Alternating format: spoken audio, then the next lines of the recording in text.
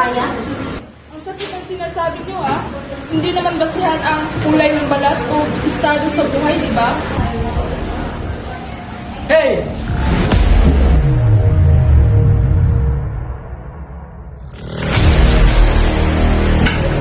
That's enough! Hindi porque mayaman kayo, may karapatan nilang husga. Oo nga, pareho lang tayong student dito. Walang mas mataas at walang mas mababa dahil lang sa kulay ng balat at pera. Well, I'm just telling the truth! Exactly. We're better because we have more opportunity. Di yan sa kata ng pagiging tao. Respect should be given to everyone! Kung gusto natin maging demokratiko school, dapat pantay-pantay ang pagtrato sa lahat.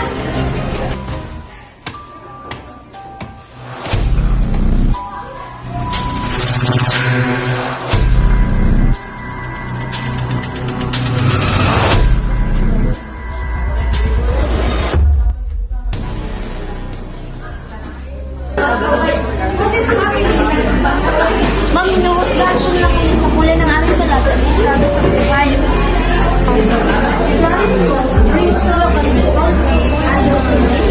In our school, everyone needs equal respect, equal opportunities, and equal behavior.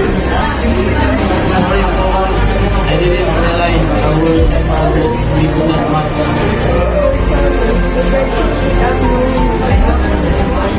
Salamat sa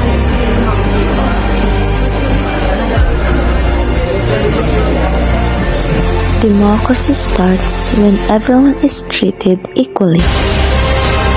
Hindi mahalaga ang kulay ng balat, yaman o ang pinanggalingan. Lahat tayo ay may dignidad at karapatang igalang. Ang tunay na lakas ng isang paralan ay nasa pagkakaisa. Respect is not It is shown through how we treat others.